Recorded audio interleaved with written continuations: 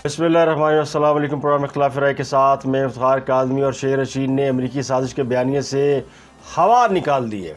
शेर रशीद ने कहा कि इमरान खान को पता था कि इस तरह मलबा गिरने वाला है, इसलिए उसने जाते जाते मईशत की बारूदी सुरंगें बचा दी।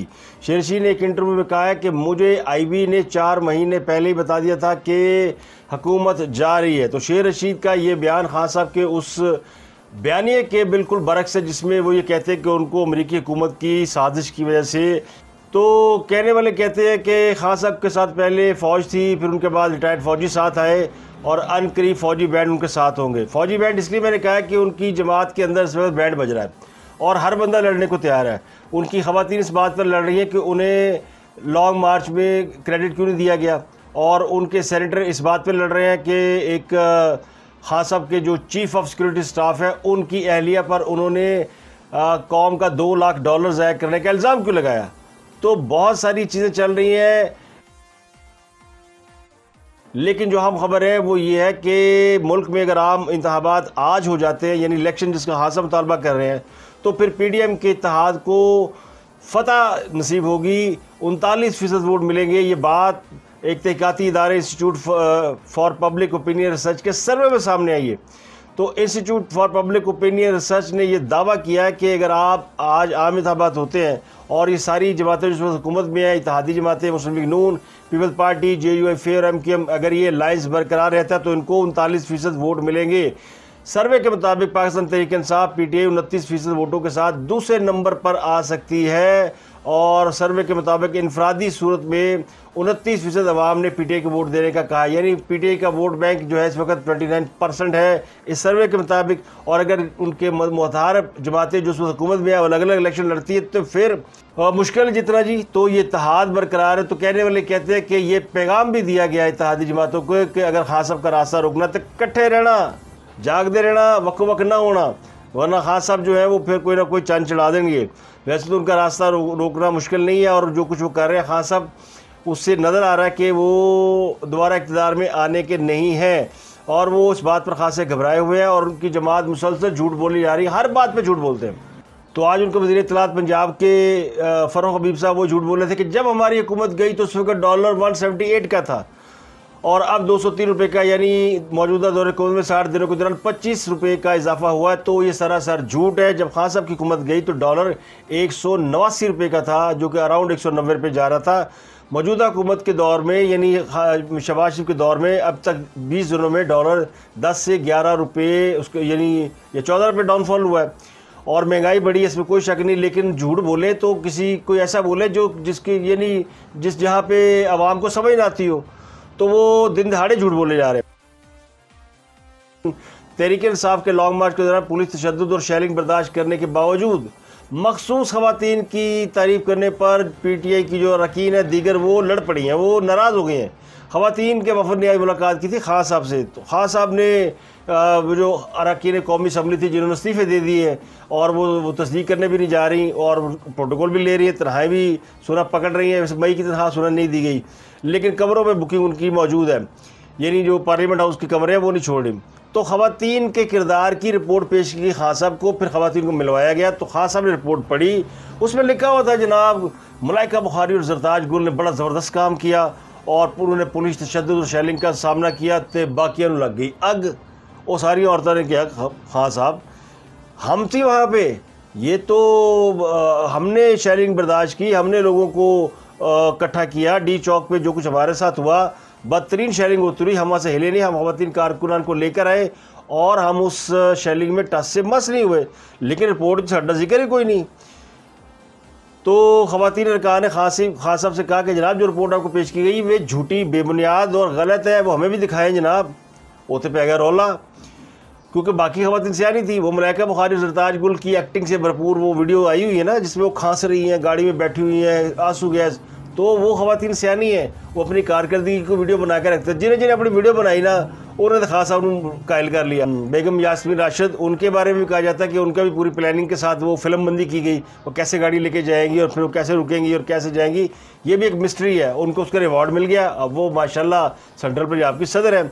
तो इसी तरह जिन्होंने टैक्सी में बैठ के वहाँ फिल्म बनवाई वीडियो पे और खांसते हुए बड़ा धुआं, और जो बाहर मार रही थी ख़वातीन, जो कॉल उनके हमने बड़े शेल बर्दाश्त किए, तो उन्होंने फिर इसके ऊपर जो ना खासी लेदे हुई और फिर खास साहब ने को बड़ी मुश्किल से राज़ी करना पड़ा। ये रिपोर्ट शाह वो कुरैशी ने बनाई थी। खास साहब ने कहा नहीं सारी ख़वातीन जो है वो बड़ा ज़बरदस्त काम किया और ये वो बड़ी जदोजहद की है। तो उन्होंने वहाँ पे उनको पानी शानी तरौंका शरौंका लगाया। लेकिन जो कुछ फिर हुआ, ये जो कायमा कमेटी का इजलास है उसके अंदर, कायमा कमेटी के इजलास के अंदर कायम काम कमेटी के चेयरमैन थे फनानुल्लाह, वो बैठे और उन्होंने कहा कि शहबाज गिल की अहलिया ने $2 लाख का कामसेट यूनिवर्सिटी के का वो देना है। उन्होंने पढ़ाई के लिए वो गई थी और उन्होंने उस डिग्री को मुकम्मल की, ना रिपोर्ट जमा कराई, तो यूनिवर्सिटी का पैसा ज़ाया हो गया। तो उनके ये बात करने की देर थी कि सारी तहरीक इंसाफ जो कि कमेटी के मेंबर थे, शिबली फराज और बाकी वो सारे खड़े हुए, उन्होंने एक दूसरे की ऐसी तस्दीक करना शुरू कर दी और सख्त जुमलों का तबादला हुआ और उनको कहा गया कि आपने अल्लाह को, आपको नवाज शरीफ ने नहीं बचाना, आपने अल्लाह को बचाना। तो उन्होंने कहा आपको भी इमरान खान ने नहीं बचाना, आपको भी अल्लाह ने बचाना है। तो जो चीज़ जायज़ है वो जायज़ है। तो खासी उसके ऊपर गर्मा गर्मी हुई और तहरीक इंसाफ के सेनेटर जो है वो शहबाज गिल की अहलिया का दावा करते रहे।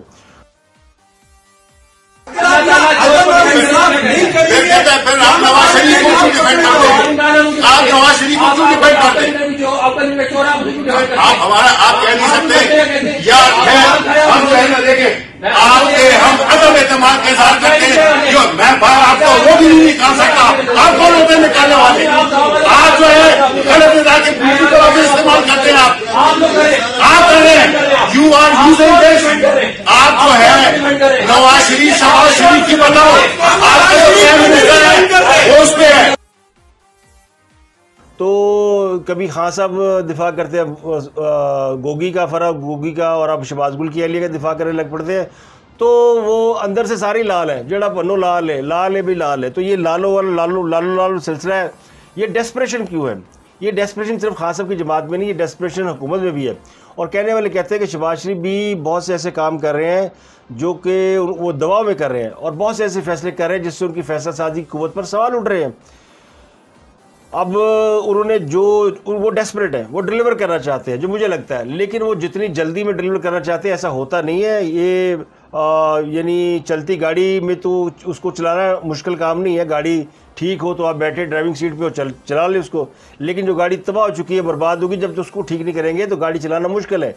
तो अभी उन्हें चाहिए कि लोगों को हौसला दें, लोगों को तबकी दें और उनकी जो ये पब्लिक अकाउंट कमेटियाँ, कायमा कमेटियाँ को कोई धमकी दे रहा है नैब को कि हम आपको नोटिस भेजेंगे, आपके साथ वही सलूक होगा जो हमारे साथ हुआ। और फिर उसी कमेटी ने बिजली कंपनी को भी धमकियाँ देनी शुरू की हैं और पंजाब में आटा मिलों के ऊपर दबाव डाला जा रहा है कि वो सस्ता आटा फराहम करें, छापे मारे जा रहे हैं। तो उसका नतीजा क्या निकला है? अब फ्लोर मिलों ने हड़ताल कर दी है। तो अब वो आटे का बहरान पैदा हो जाएगा, यानी एक तरफ पेट्रोल से लोग तंग आए हुए हैं कीमतों की वजह से, और अब आप आटे का बहरान पैदा करने चले जा रहे हैं। कल को फिर तकसीमकार कंपनी से झगड़ा होगा और वो बिजली बंद कर देंगी, पैदावार नहीं देंगे, लोड शेडिंग वही की वही खड़ी रहेगी। तो अभी ज़रूरत नहीं है कि इस तरह की खास, मुझे लगता है कि शहबाज शरीफ वही काम कर रहे हैं जो कि इमरान खान ने आते किया था। आते ही उन्होंने डंडा चलाना शुरू कर दिया। तो डंडा मत चलाएं, टाइम ले, टेक योर टाइम। लोगों को पता है कि आप ये जो कुछ किया जा रहा है ये आपका नहीं है, लेकिन आप कुछ फैसले ऐसे कर रहे हैं जिसकी वजह से वो कहते हैं ना कि गुनाह बेलज़्ज़त, ये वो है जैसा गुनाह कर रहे हैं जिसकी कोई लज़्ज़त नहीं है। तो ऐसे काम मत करें जो कि आगे चल के जिसका आपको हिसाब देना पड़े, जो जिसका आपको जवाब ना हो। बहुत से ऐसे काम करें। पाकिस्तान बहुत बड़ा है, पाकिस्तान के मसाइल बहुत बड़े हैं। तो पाकिस्तान के मसाइल को हल करने के लिए एक बड़ी टीम की ज़रूरत है, बड़े लोगों की ज़रूरत है और सबको साथ लेकर चलने की ज़रूरत है। अगर इस तरह आप लोग आटे वालों पर दबाव डालेंगे, चीनी वालों को मजबूर करेंगे, तो फिर कल को क्या होगा? इस तरह क्राइसिस पैदा होगा। तो स्टेक होल्डर को साथ लेके चलना ज़रूरी है। जब तक आप बहरान से नहीं निकल जाते, जब तक आपकी सिचुएशन बेहतर नहीं हो जाती। आपने पेट्रोल कीमतें बढ़ा के मुल्क को बहरान से निकाल लिया, तो ये एक अच्छी बात है। लोगों ने अब ये तहरीक इंसाफ को परेशानी इस बात की भी है कि असी महंगाई करने से लोग बाहर आएंगे सन, और शहबाज शरीफ पेट्रोल 60 रुपये बता चुके हैं, लोग बाहर नहीं आते। और इस तरह और भी हवाले से बात की जाती है कि लोग एहतजाज क्यों नहीं कर रहे, ना महंगाई मार्च हो रहा है, ना ये हो रहा है, ना वो हो रहा है। तो लोगों को पता है कि जो कुछ किया धरा है वो खास साहब की हुकूमत का या खास साहब का किया धरा है। IMF के साथ जो करके गए, तो अब शेर रशीद ने बोल दिया ना, अब शेर रशीद ने जो कुछ कहा वो अगर आप सुन लें और आपको समझ आ जाए कि वो क्या कह रहे हैं। ये सारा मलबा गिरना है और जो हम जिसे हम कहते हैं बारूदी सुरंगें बैठा गए, कुछ तो कुछ उसमें था ना, जो उसने 10-10 रुपए गैस और बिजली की कीमत ख़त्म कर दी, वो भी प्राइम मिनिस्टर था। मुझे आईबी ने 4 महीने पहले बता दिया था कि आप जा रहे हैं। जो मैंने इमरान खान, उसने कहा मुझे पहले का पता है। मुझे आईबी की तरफ से ये 4 महीने पहले बता दिया था कि हम जा रहे हैं, लेकिन मैंने 2-3 महीने इंतजार किया कि आईबी की रिपोर्ट बाज़ औक़ात सुनी सुनाई भी होती है और हवाई भी होती है। ऑफिसर पता था उनको, और इसीलिए वो कोशिशें कर रहे थे, मुख्तलिफ पोलिटिकल पार्टीज की मिन्नतें कर रहे थे कि अदम एतमाद आप ना लाएं। तो मैं तो पहले दिन से कहता हूँ कि शेर रशीद विकेट के दोनों जानब खेल रहे हैं। वो खास साहब के साथ भी और खास साहब की जड़ों में भी बैठ रहे हैं। तो वो कह रहे हैं खास को पता सी कि 4-5 महीने पहले एक हुकूमत जा रही है, और आईबी ने उन्हें बता दिया था। अगर शेर रशीद को पता था तो क्या इमरान खान को नहीं पता होगा? लेकिन इमरान खान साहब कहते जी नहीं, वो मरासला आया, फिर उसके बाद पता चला कि जनाब ये है और वो है, और उन्होंने अमरीकी साजिश का उन्होंने फिर घड़ा। तो ये सारी उनका जो झूठ है, वो झूठ तो खुल चुका है। अब शेर रशीद कहे या ना कहे, कोई और कहे ना कहे, झूठ खुल चुका है। लेकिन दूसरी तरफ जो लोग हैं वो अपने आप को, यानी उनकी जो तैयारी के बारे में जो बात हो रही है ना, कि तैयारी करके नहीं आए। बस इनकी ये तैयारी थी कि नैब के कवानीन में तरमीम कैसे करनी है, इनकी ये तैयारी थी कि इलेक्शन एक्ट में तरमीम कैसे करनी है, लेकिन ये तैयारी नहीं थी हुकूमत कैसे चलानी है। तो इसीलिए अब लोग नवाज शरीफ को वादे देना शुरू हो गए कि नवाज शरीफ वापस आओ। एक कंपेन शुरू हो गई कि नवाज शरीफ वापस आए। इससे पहले सागडार की वापसी के लिए कंपेन चलाई जा रही थी, क्योंकि ये वो लोग हैं जो टेस्टेड है। अब शहबाज शरीफ को ज़ाहिर है वज़ीर-ए-आज़म बनना किसकी तमन्ना नहीं होती, और उन्होंने काम भी बड़े किए और अब भी अच्छे काम कर रहे हैं। तो लेकिन लगता यूँ है कि वो थोड़ा सा जल्दबाजी में वो कहते हैं ना, एक होती है स्पीड, एक होती है ओवर स्पीड। तो इस वक्त ओवर स्पीडिंग में है, तो ओवर स्पीडिंग में हादसे का खदशा होता है। तो इसलिए उनको ज़रा चाहिए कि एहतियात करें। बाकी अल्लाह वारिस है, लोगों को पता है। और वोट बैंक अभी तक तो है मुस्लिम लीग नून का, कल को क्या होता है ये अल्लाह जाने क्या होता है, लेकिन वोट बैंक अभी तक है। अब देखें ना, शहबाज शरीफ जो फैसले कर रहे हैं, पहले उन्होंने ISI को इख्तियार दे दिया ब्यूरोक्रेसी के अफसरान की स्क्रीनिंग का।